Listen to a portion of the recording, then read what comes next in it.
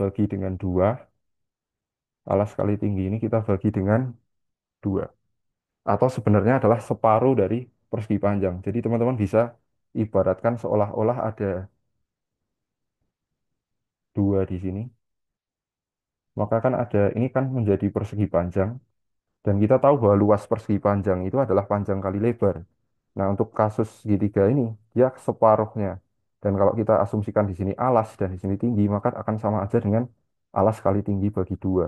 Untuk kelilingnya bagaimana? Tinggal kita tambahkan aja ketiga sisinya. Seperti kita mengitari tadi. Jadi tinggi kita tambahkan alas, kita tambahkan dengan sisi miring tadi. Kemudian kita lanjut ke bangun datar yang lain. Sebenarnya kurang lebih sama lagi sih. Misalkan kita bicara soal jajaran genjang dulu di sini. Maka untuk keliling kita bisa dapatkan dengan mengitari lagi keempat sisi tadi, mulai dari alas, kita tambahkan dengan sisi miring di sini, kemudian alas lagi, sisi miring di sini. Jadi dia mirip lagi dengan persegi panjang tadi, di mana di sini kan ada alas 2 kali, kemudian ada sisi miring 2 kali. Kita bisa faktorkan lagi dia jadi 2 alas tambah sisi miring. Nah, kemudian luasnya gimana? Luasnya adalah alas kita kalikan dengan tinggi. Nah, kenapa kita tidak mengalikan dia dengan sisi miringnya? Mungkin pertanyaannya kan mungkin di situ. Nah, kenapa kemudian alas tidak kita kalikan dengan sisi miring? Nah, karena kita bisa proyeksikan jajar genjang ini sebenarnya mirip seperti persegi panjang yang dimiringkan gitu. Jadi di sini sebenarnya kan ada lagi, kalau kita bisa perpanjang di sini. Nah, segitiga yang di sini, segitiga yang di sini bisa kita pindahkan dia ke sini. Nah, kalau kita pindahkan segitiga yang ini, segitiga yang berada di dalam sini itu ke sisi sini, maka kita akan mendapatkan suatu persegi panjang dengan panjang yang adalah tinggi dikali dengan alasnya di sini. Sehingga alas kali tinggi. Kemudian untuk belah ketupat itu ada diagonal 1 dan juga ada diagonal 2. Untuk keliling seperti yang sudah-sudah ya, tinggal kita kelilingi saja bangun datar tersebut menjadi keempat-empatnya, di mana kelilingnya adalah 4 kali sisinya. Kemudian untuk luasnya adalah diagonal 1 dikali dengan diagonal 2 dibagi dengan 2. Jadi sebenarnya ini adalah mirip seperti jajaran genjang tadi. Sebenarnya kita bisa proyeksikan lagi keempat segitiga yang ada di sini. Ada segitiga 1, 2, 3, 4. Ini bisa kita proyeksikan dia. Sehingga nanti dia kurang lebih bentuknya itu akan jadi segitiga, semacam segitiga dengan sisi yang ada D1, D1, D2. Nah, kemudian luasnya akan jadi sama seperti luas segitiga tadi D1, kita kalikan dengan D2, kita bagi dengan 2. Kemudian terkait konsep lingkaran, lingkaran itu ada paling unik, di mana lingkaran itu memiliki diameter yang merupakan sisi yang aku kasih garis biru di sini. Kemudian jari-jari itu adalah setengah dari diameter. Nah, apabila kita bicara soal konsep keliling, keliling itu akan sama dengan 2πr, atau karena R itu adalah setengah setengah dari diameter, maka D ini bisa kita ganti dengan 2 dikali R, sehingga kita mendapatkan rumus kelilingnya itu adalah 2πr, dan kemudian untuk luasnya itu adalah πr kuadrat. Dengan pi-nya itu sebenarnya seringkali didekati pada angka 22/7 atau 3,14. Ya, tapi kalau di pertemuan satu teman-teman ada yang ikut, teman-teman pasti ingat kalau pi di sini itu adalah bilangan irasional yang digitnya itu tidak berhenti atau sangat banyak. Namun dalam kasus soal-soal biasanya akan didekati ke angka 22/7 ini. Kemudian kita akan lanjut lagi ke bangun datar yang lain mungkin, yaitu ada trapesium dan juga layang-layang. Untuk trapesium dan layang-layang ini konsepnya lagi-lagi sama. Apabila kita bicara soal keliling, maka kita akan kelilingi saja bangun datarnya. Misalkan pada trapesium ini, maka kita akan kelilingi di sini ada tinggi, sisi bawah, sisi miring, kemudian sisi atas, kita kelilingi, kita jumlahkan. Dan kemudian untuk luasnya, pada dasarnya luasnya itu adalah gabungan dari luas persegi panjang ini dengan sisi bawah, sisi atas, sisi bawah dikali tinggi, dan juga ada di sini segitiga yang kecil ini, di mana segitiga kecil ini kan rumusnya itu berarti kan selisih dari sisi bawah dikurangi dengan sisi atas yang tidak lain dan tidak bukan adalah sisi yang di sini, sisi yang di sini merupakan selisih selisih dari sisi bawah dikurangi dengan sisi atas dikali dengan tingginya dibagi dua. Nah, kalau kita lakukan faktorisasi, nah, nanti kita akan dapatkan rumus singkatnya itu adalah sisi atas dibagi sisi bawah dikali tinggi dibagi dua. Tapi asalnya adalah sebenarnya dari gabungan dari dua luas tadi. Yang pertama ada luas persegi panjang dengan sisi atas dikali tinggi dan juga luas dari segitiga kecil yang ada di sini. Jadi sebenarnya rumus dari trapesium ini tidak perlu kita hafal juga. Kemudian untuk yang terakhir itu ada terkait layang-layang. Layang-layang ini kelilingnya lagi dan lagi kita tinggal putari saja bangun datarnya. Jadi di sini akan sisi satu, kita tambahkan sisi satu, kemudian sisi dua, kita tambahkan dengan sisi dua. Sisi duanya ada dua kali, sisi satunya ada dua kali. Bisa kita faktorkan dua kali sisi satu ditambah dengan dua kali sisi dua. Dan kemudian untuk luasnya mirip sama seperti belah ketupat tadi ya. Jadi kita bisa proyeksikan keempat segitiga ini menjadi satu buah segitiga dengan alas itu D1, misalkan kita misalkan dengan ada alas D1, kemudian misalkan tingginya D2 atau kalau dari gambar ini berarti tingginya D1 ya, tingginya D1, alasnya D2. Tingginya D1, alasnya D2, kemudian kita hitung luas dari proyeksi tadi. Jadi ini kita bisa proyeksikan tingginya D1 kalau kasus di gambar ini. Kemudian di sini ada D2. Nah, D1 dikali D2 dibagi 2 adalah luas dari segitiga yang dimaksud tadi. Nah, kemudian untuk yang terakhir,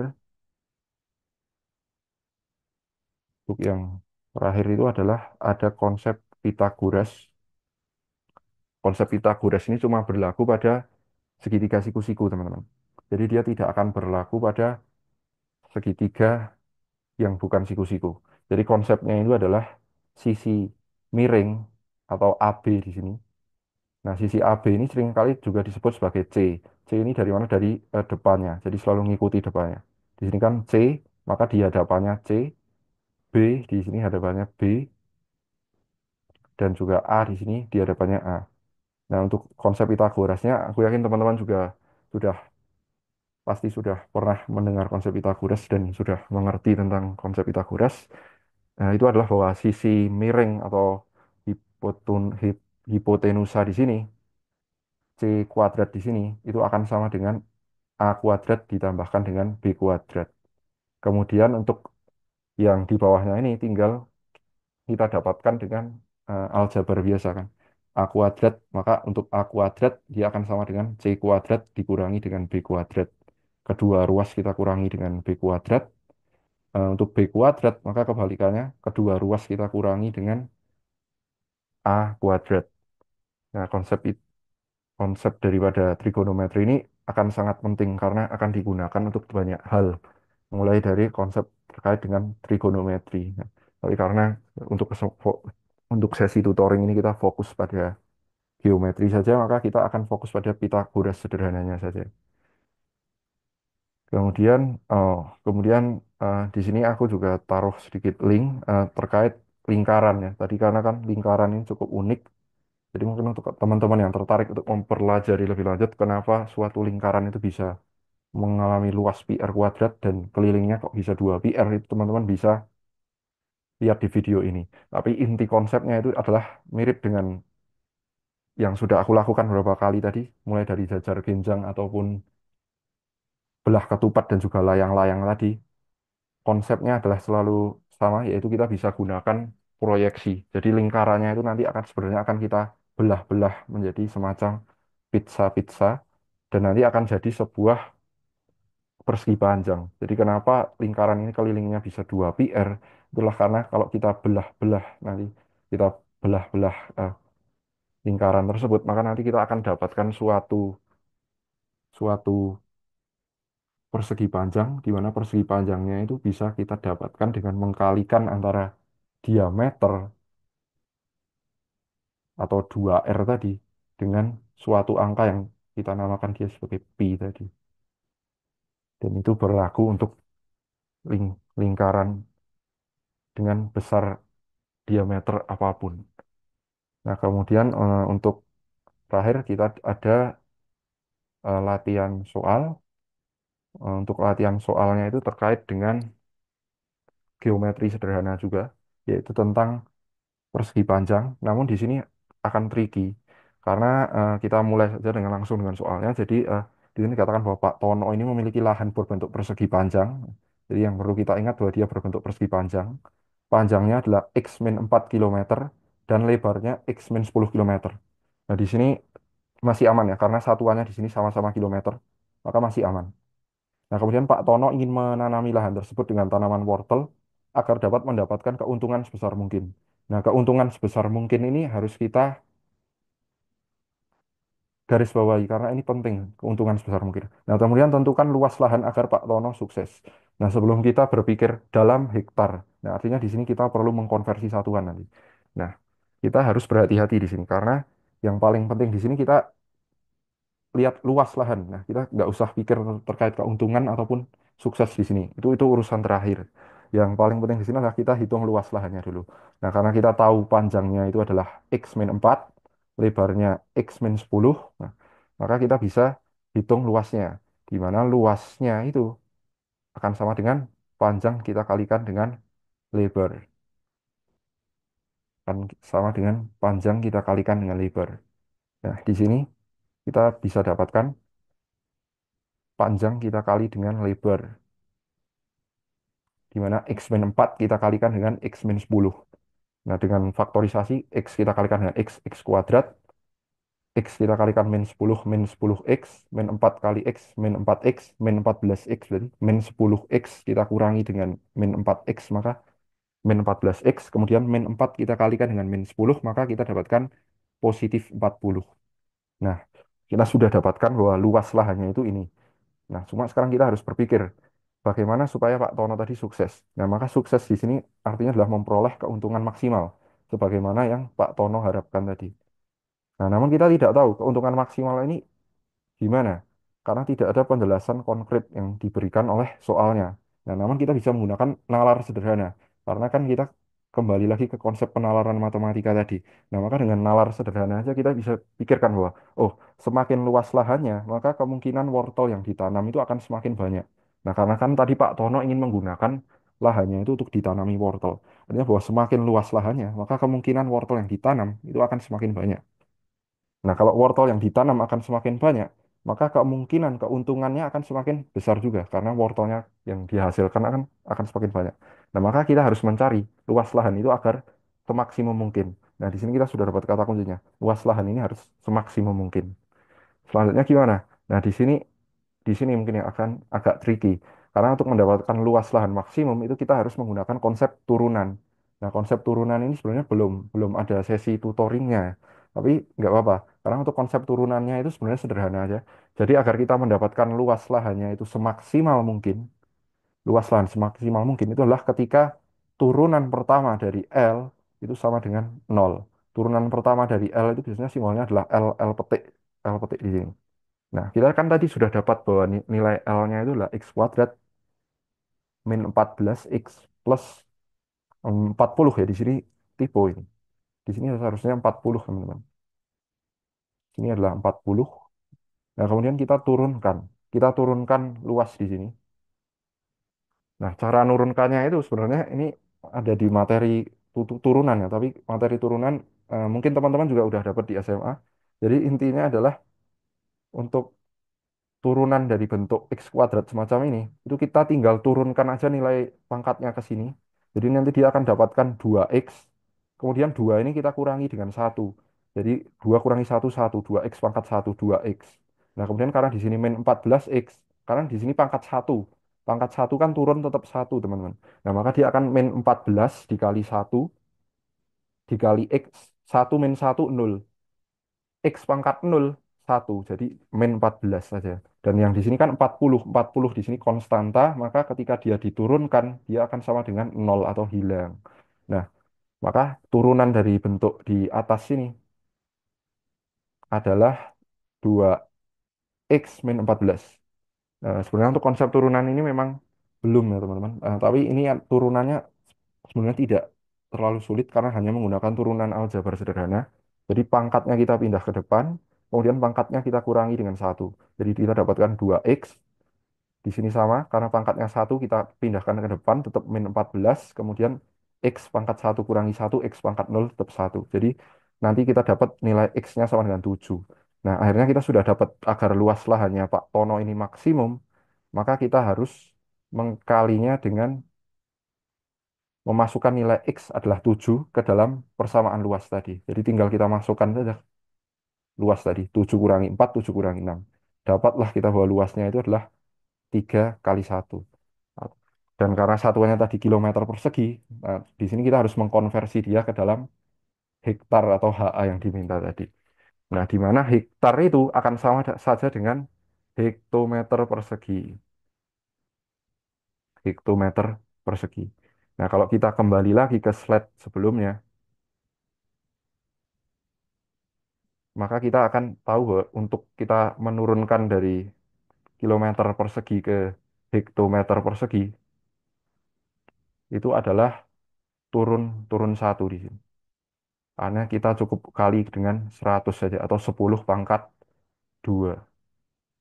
Sehingga kita mendapatkan luas daripada lahan Pak Tono agar Pak Tononya itu sukses atau mendapatkan keuntungan maksimum itu adalah 300 hektar. Nah, kemudian ini adalah satuan luas yang lain. Jadi satuan luas yang lain itu bisa menggunakan are, di mana are di sini itu akan sama dengan dekameter persegi. Untuk konsep tangganya naik turunnya, dia sama saja dengan konsep satuan dasar tadi. Cuma satuan dasarnya tinggal kita ganti aja dengan are.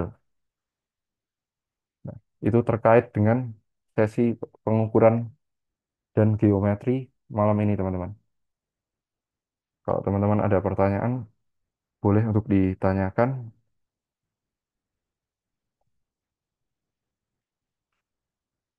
Mungkin aku izin untuk share materinya. Iya, boleh, boleh. Aku izin untuk share materinya.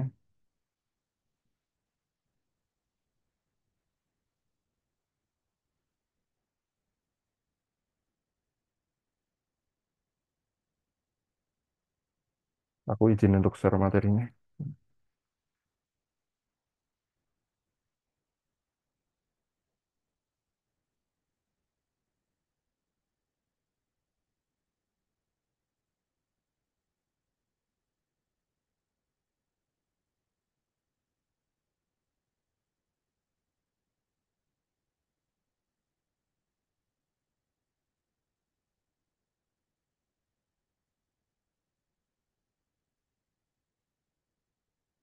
Bentar ya, teman-teman. Masih masih progres untuk materinya.